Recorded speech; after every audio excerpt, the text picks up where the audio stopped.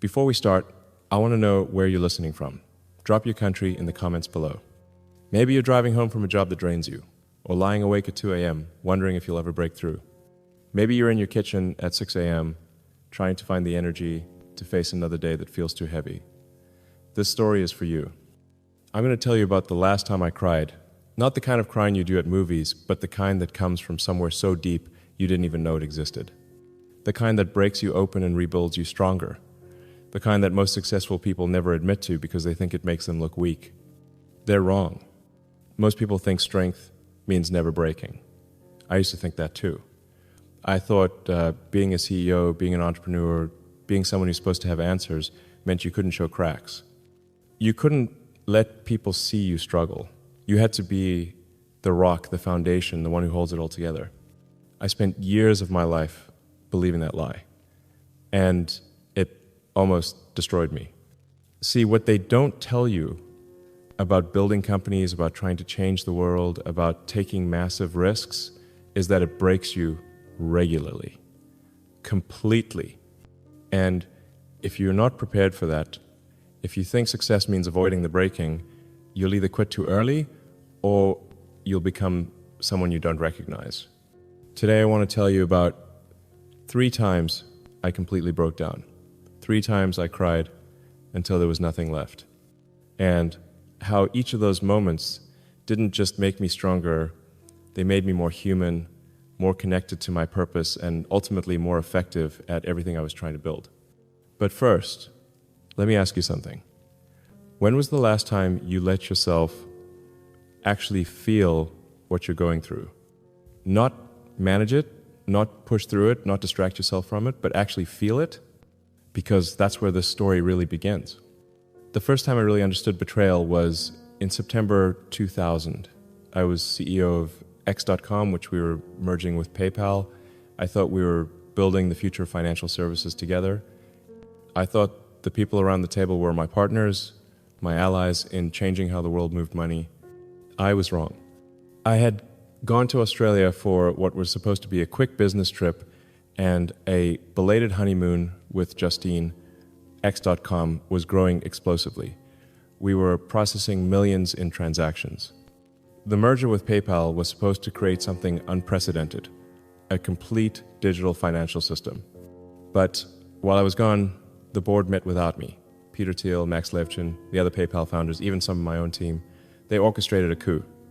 When I landed back in San Francisco, I got a call that changed everything. I was no longer CEO.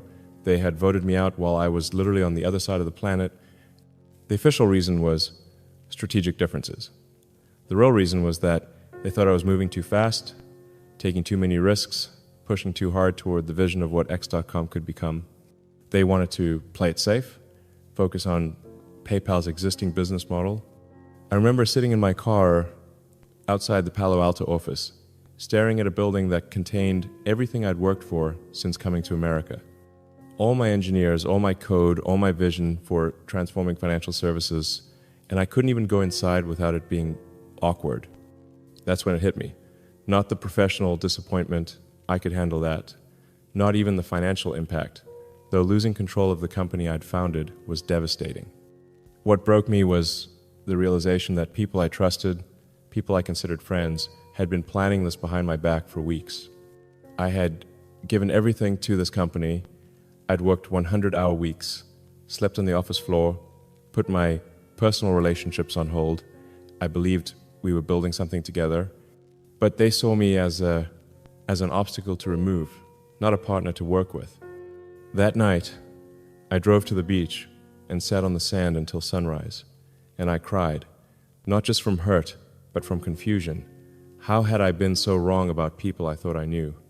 How had I missed the signs that they were losing faith in my leadership? But as the sun came up, something shifted.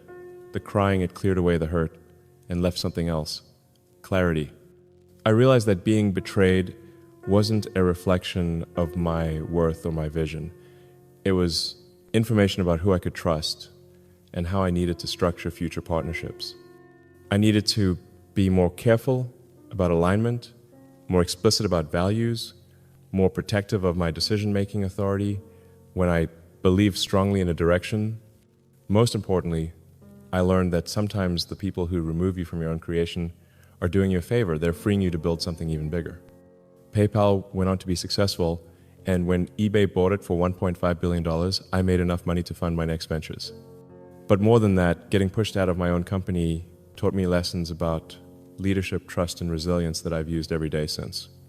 That betrayal hurt, but it also liberated me to think bigger than just financial services. It freed me to start thinking about electric cars and rockets to Mars. The second time was different. This time it wasn't about betrayal, it was about complete public failure. December 2008, Tesla was 6 weeks from bankruptcy. SpaceX had failed 3 launches in a row. I had spent my entire PayPal fortune minus $180 million, and we were done. Everything I'd worked for since that PayPal coup was about to collapse. Let me paint you a picture of how bad things were. Tesla had burned through all our funding and couldn't get anyone to invest more. The global financial crisis had hit, and nobody was interested in funding an electric car company run by some guy who made his money on the internet. The Roadster, our first car, was having production problems. We were delivering them months late, and when we did deliver them, they had issues. Transmission problems, battery problems, software glitches. Every delivery felt like an apology. Our factory in Fremont was basically empty. We had laid off most of our staff. The media was having a field day, calling Tesla a rich man's toy company, and me a serial entrepreneur who had finally bitten off more than he could chew. Meanwhile, SpaceX was on our 3rd consecutive launch failure. Falcon 1 was supposed to be our proof of concept, a small, relatively simple rocket that would demonstrate we could build reliable launch vehicles. Instead, it kept exploding. The first failure, you tell yourself it's a learning experience. The second failure, you start questioning your approach. The third failure, that's when the investors start looking for the exits, and the media starts writing your obituary. I was sitting in my office at SpaceX around 11 p.m., staring at the latest failure report. Falcon 1's 3rd launch had failed again. The rocket had made it further than before. But further doesn't get you to orbit. Further doesn't win contracts. Further doesn't keep the lights on.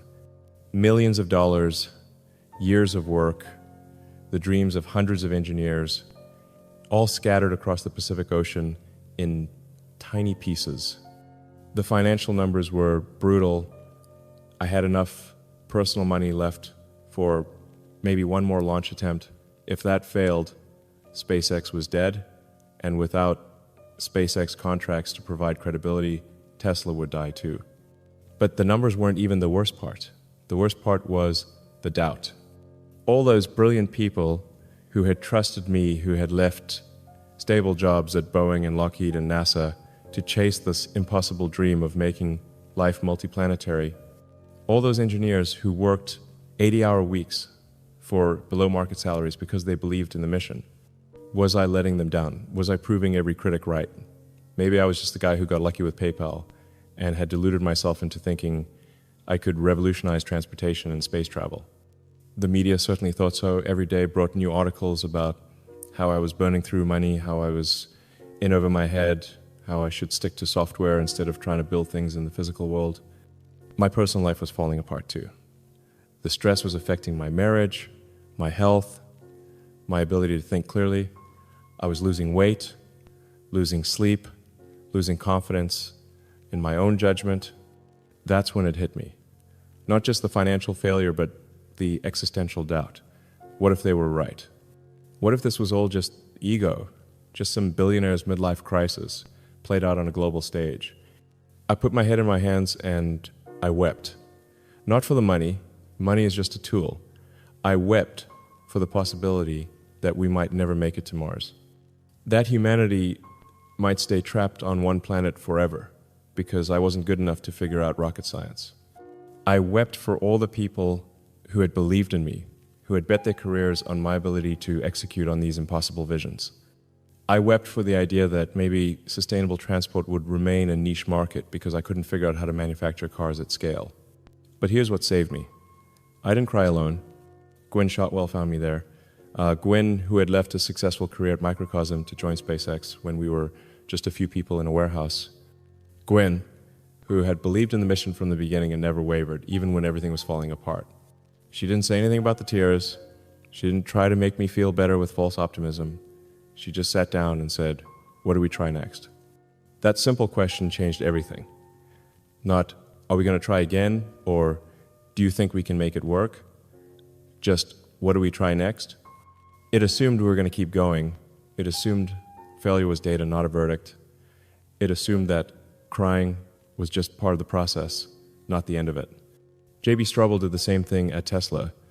While I was spiraling about production problems and funding issues, he was quietly working on battery improvements, motor refinements, software optimizations. He never acted like failure was permanent, only like problems were puzzles waiting to be solved. That's when I learned something crucial about strength. It's not about never falling down. It's about who you surround yourself with when you do fall down. And it's about getting back up one more time than you fall. We had enough money for one more launch. Falcon 1, Flight 4, everything depended on it. If this failed, SpaceX was dead.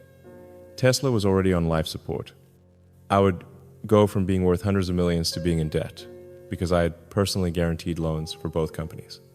But instead of being paralyzed by that pressure, something shifted. The crying had cleared out all the fear, all the ego, all the noise. What was left was pure mission clarity.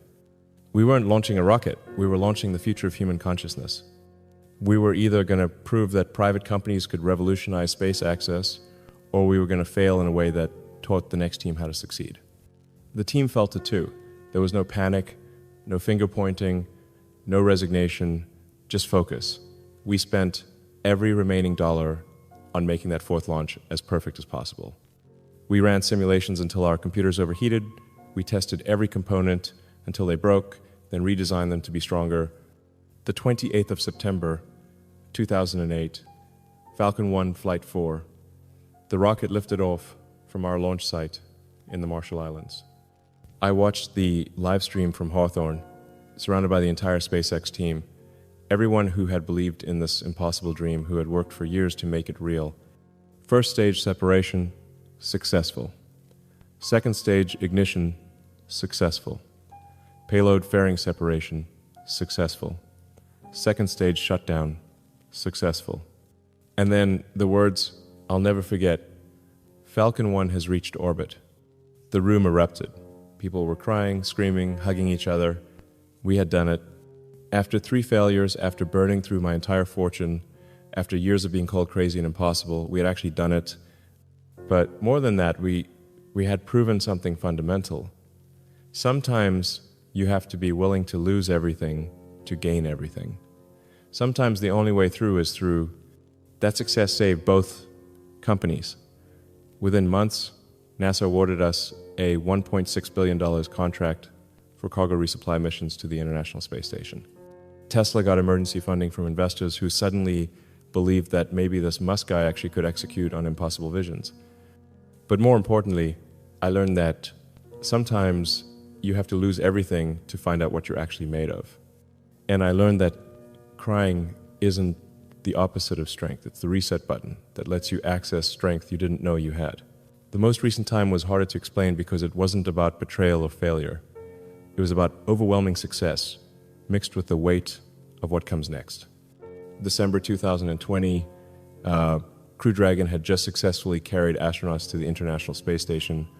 Bob Behnken and Doug Hurley, 2 NASA astronauts who had trusted their lives to a spacecraft built by a private company that didn't even exist 20 years earlier. For the first time since the space shuttle program ended in 2011, Americans were launching to space from American soil on an American rocket. We had restored America's ability to send humans to space, ending nearly a decade of dependence on Russian Soyuz rockets. I was watching the live stream from Mission Control, surrounded by hundreds of SpaceX engineers. These people had worked 80-hour weeks for years to make this moment possible.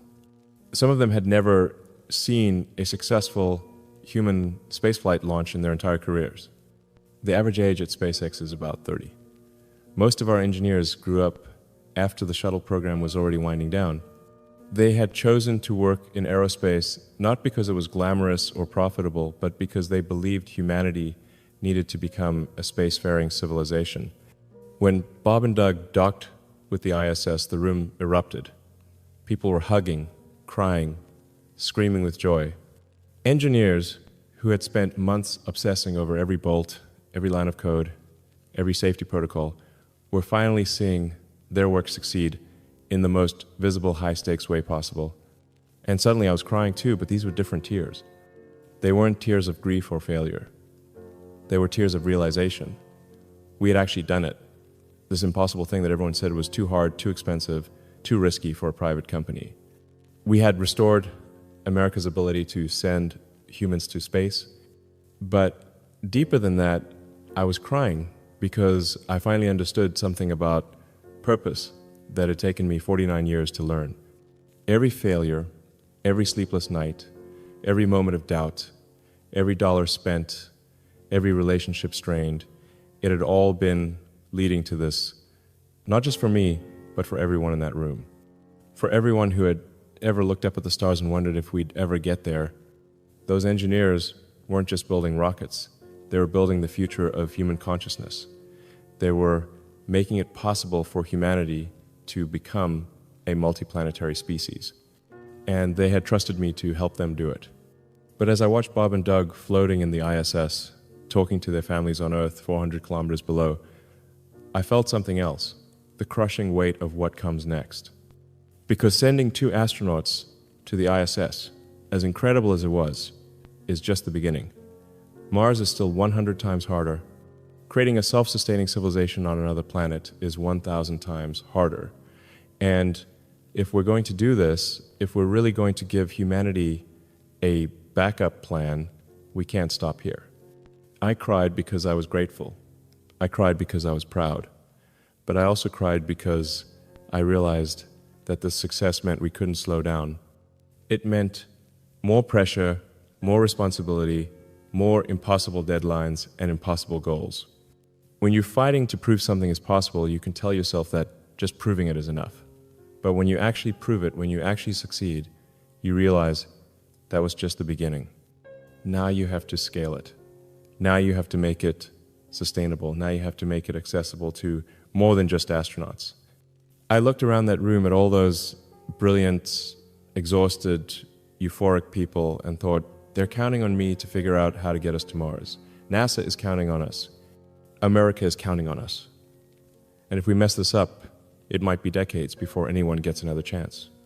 That's when the tears really started. Not tears of joy, tears of overwhelming responsibility. But here's what I've learned about that kind of crying, the kind that comes from success rather than failure. It's your emotional system recalibrating to a new level of possibility. It's your nervous system processing the gap between where you were and where you are, and preparing for the gap between where you are and where you need to go. Those tears weren't weakness, they were clarity.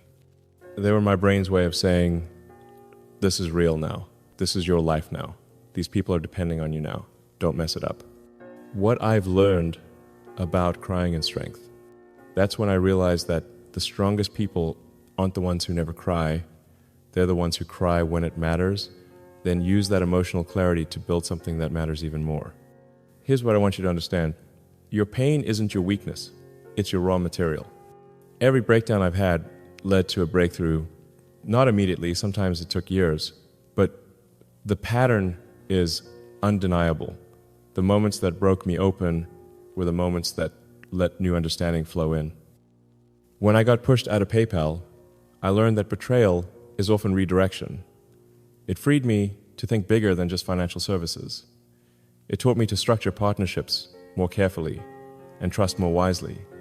When Tesla and SpaceX almost failed, I learned that persistence isn't just continuing, it's continuing with precision. It's not enough to keep trying the same thing over and over. You have to learn from each failure, adapt your approach, and try something smarter next time. When Crew Dragon succeeded, I learned that the impossible is just the untested. Things that seem impossible are usually just things that no one has figured out how to do yet. But if you break them down to first principles, If you're willing to accept a lot of failures along the way, most impossible things turn out to be just really hard. Each time I cried, I wasn't just releasing emotion, I was clearing space for the next level of myself. Most people run from emotional pain. They numb it with alcohol, distract from it with entertainment, medicate it away with antidepressants. They treat crying like a malfunction instead of a feature. But pain is information. Crying is your nervous system's way of processing overwhelming data and preparing for the next phase. It's not a sign that something is wrong, it's a sign that something is changing. When you resist crying, when you try to push through emotional overwhelm without processing it, you don't get stronger, you get harder. And there's a difference. Strength is flexible. It bends without breaking. It adapts to new circumstances while maintaining core principles.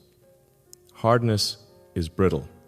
It seems tough until it encounters something it can't handle, and then it shatters completely. I've seen a lot of entrepreneurs try to be hard instead of strong. They bottle up their emotions, ignore their relationships, burn themselves out trying to prove they can handle anything. Some of them succeed for a while, but most of them either burn out completely or become people they don't recognize. The ones who last, the ones who build things that matter over decades instead of years, they've learned how to be strong. They've learned that crying isn't the opposite of toughness, it's the maintenance that keeps toughness sustainable. The science behind emotional release. Let me share something most people don't know about crying from a scientific perspective. When you cry, your body releases endorphins, prolactin, and enkephalins, natural chemicals, that actually help you process stress and trauma.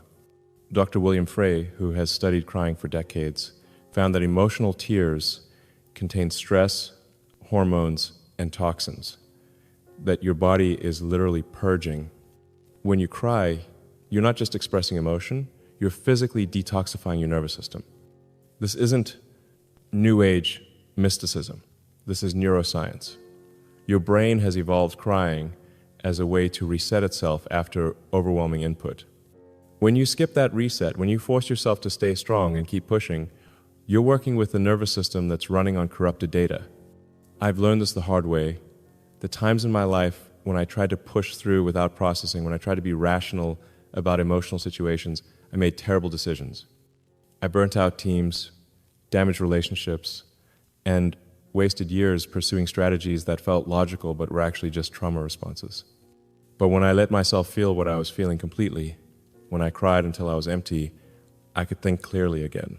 I could see problems I had been missing. I could make decisions based on reality instead of fear. This is why emotional intelligence isn't separate from business intelligence or technical intelligence. They're all part of the same system. If you're not processing your emotions effectively, you're not thinking effectively. Period. The hidden cost of emotional suppression. Here's something they don't teach you in business school. Suppressing emotions doesn't make them go away. It just makes them go underground, where they influence your decisions in ways you can't see. When I was trying to be the rational CEO who never let emotions affect business decisions, I actually made more emotional decisions, not fewer. I just wasn't conscious of them. I would hire people because they reminded me of successful people I knew, not because they were the best fit for the role. I would avoid difficult conversations because they made me uncomfortable, not because they weren't necessary. I would pursue strategies that felt safe instead of strategies that were right. The irony is that by trying to keep emotions out of business, I was letting unconscious emotions run the business. But when I started acknowledging my emotions, processing them fully, and then making decisions from a clear state, that's when my judgment improved dramatically. I could see people more clearly, assess risks more accurately, and make decisions based on first principles instead of unconscious biases. This applies to teams too. The companies with the healthiest cultures aren't the ones where no one ever gets emotional. They're the ones where people can express emotions appropriately, process them together, and then align around shared goals. At SpaceX and Tesla, we've learned that technical problems often have emotional components. When an engineer is afraid to admit they're stuck, when a team is too proud to ask for help, when leaders are too ego-invested in a particular approach, those emotional dynamics create technical failures. But when people feel safe to be honest about what they're feeling, when they can express frustration or fear or uncertainty without being judged, they solve problems faster and build better solutions. How this changes everything. So, if you're going through something that feels like it's breaking you, let me tell you something. You're not broken. You're breaking open. The question isn't whether you'll face overwhelming challenges. You will. The question is, will you let them close you down or crack you open? Because here's the secret about crying, about real emotional release. It's not the end of your strength. It's the beginning of your authenticity. When you stop pretending you're not affected, when you stop performing in vulnerability, when you let yourself feel what you actually feel, that's when you can respond to reality instead of reacting to your fears about reality. I'm not telling you to cry more. I'm telling you that when life brings you to your knees, don't be ashamed. Be present. Let it move through you completely. Then ask yourself, what is this teaching me? What is this clearing space for? Your tears aren't a sign that you're not strong enough for your dreams. They're a sign that your dreams matter enough to fight for. But here's the crucial part. You have to let the crying do its job. You can't rush it.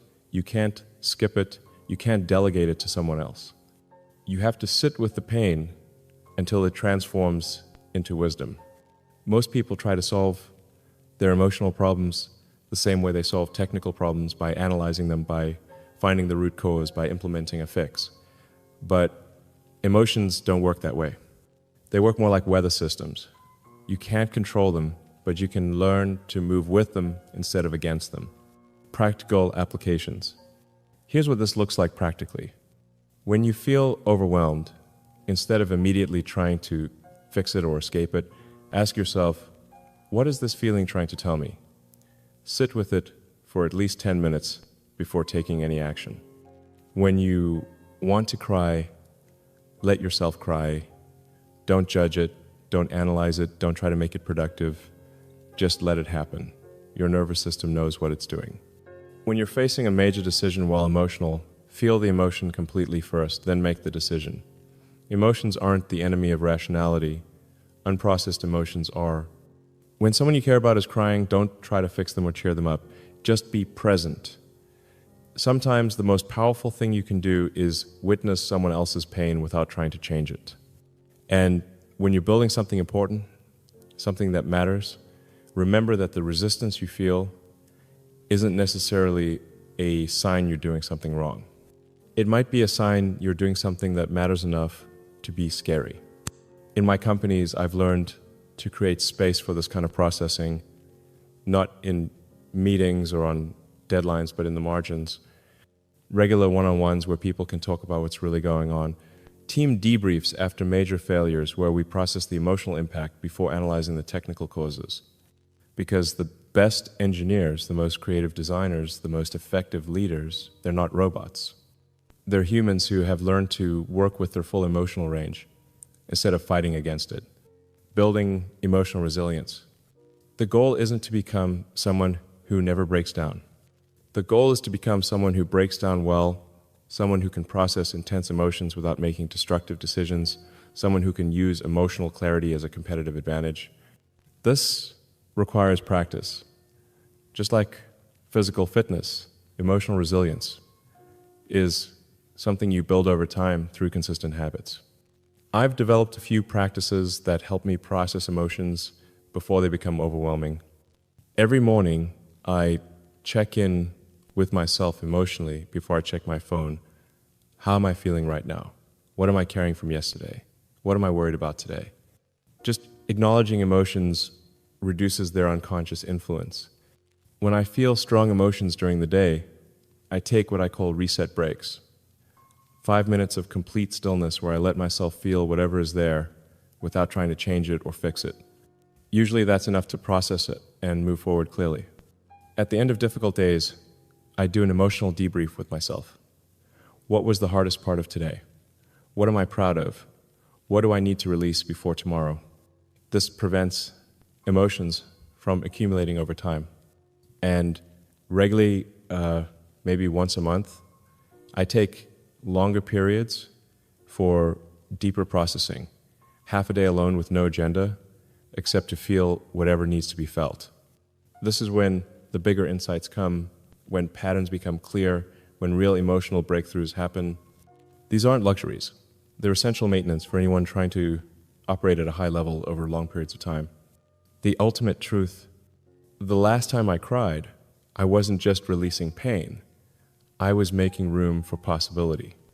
Every tear I've shed over the last 20 years has been an investment in clarity, and that clarity has been the foundation for everything I've been able to build since. Tesla exists because I processed the betrayal of the PayPal coup and decided to build something where I maintained enough control to see the vision through. SpaceX exists because I cried over failure and decided that humanity's future was more important than my ego. The success we've had with human spaceflight exists because I cried over the weight of responsibility and decided that the only way to handle that weight was to share it with the most capable people I could find. Your breakdown might be your breakthrough in disguise, but only if you let it break you open instead of closed. The strongest people I know aren't the ones who never fall apart. They're the ones who fall apart regularly, process it completely, and then use that clarity to build something better. They're the ones who understand that emotions aren't obstacles to overcome, they're data to integrate. They're the ones who have learned that crying isn't the opposite of strength, it's strength in its most honest form. What possibility is your pain making room for? Share this with someone who needs to hear it. Subscribe to this channel if these conversations help you think differently about strength, about success, about what it really means to build something that matters.